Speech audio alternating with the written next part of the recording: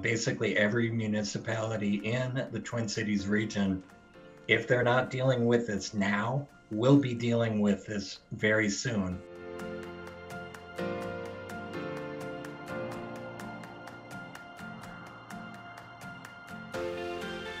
All right, so I hear Mounds View has a new sewer ordinance. Who can tell me about that? So I was one of the first agents that encountered that. It just started on January 1st. I had a bank-owned foreclosed property. And so when I called the city to transfer the water, they let me know that that program was coming. Okay. And then it would be in effect as of the 1st. So once we went on the market, then I needed to find out what the requirements were for that and move forward on getting that inspection. So what is the goal of that ordinance? The goal of the ordinance, as stated on their website, is to protect their sanitary sewer system and also to conserve water. If the sewer line is broken, the lateral that goes up to individual properties, then groundwater can infiltrate into the sewer system. And then all sewer water is cleaned by the city. So if they have all kinds of groundwater leaking into the sewer system, they have to clean all this water that they wouldn't ordinarily have to clean. Municipalities can address this issue a couple of different ways. They can go on a street-by-street basis when streets are rebuilt curb to curb, or they can use a point of sale process where every time a property comes on the market, you inspect and possibly repair the lateral line. So how much will it cost to fix the cracks? So I was the listing agent. This was a corner lot. So the lateral line was, I think, 92 feet to the street, which is longer than average. I think, somewhere around 70 is the average. And so the buyer assumed these repairs because it was a bank-owned property. And the buyer escrowed $9,500 to do that. That's 125% of the bid. They used the city contractor. The city contractor's pricing is available online. That they probably replaced the entire line because of the time that they did it, and I'm not sure on the details, but you can either put in a liner all the way to the street within the existing pipe, or you can excavate and then put in new pipe. So the baseline cost is approximately $3,200 just at a minimum.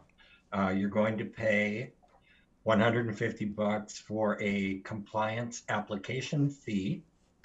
You'll pay at least $139 for a televising fee for a contractor to go in and actually take a look, scope your lateral line.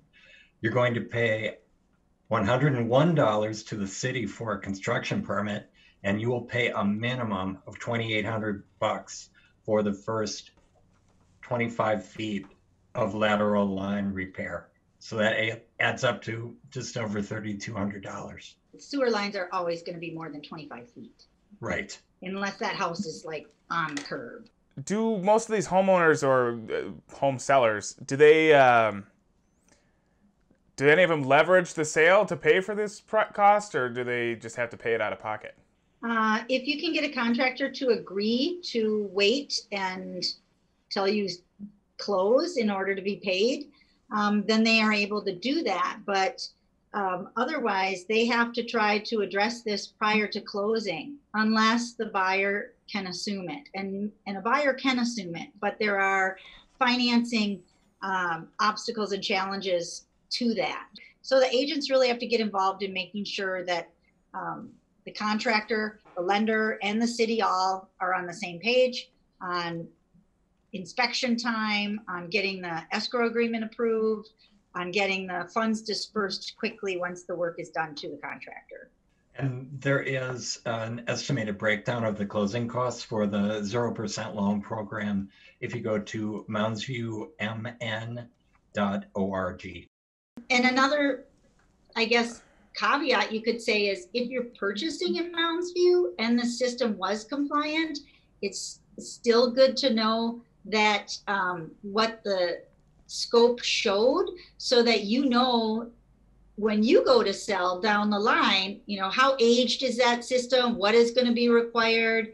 Once you pass an inspection and receive a certificate of compliance, the certificate is good for 20 years. This is very likely to become standard in other cities.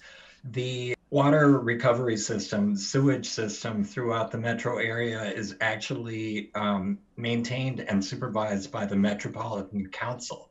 So the city of Mounds View received its directory to look for ways to preserve water from the Met Council.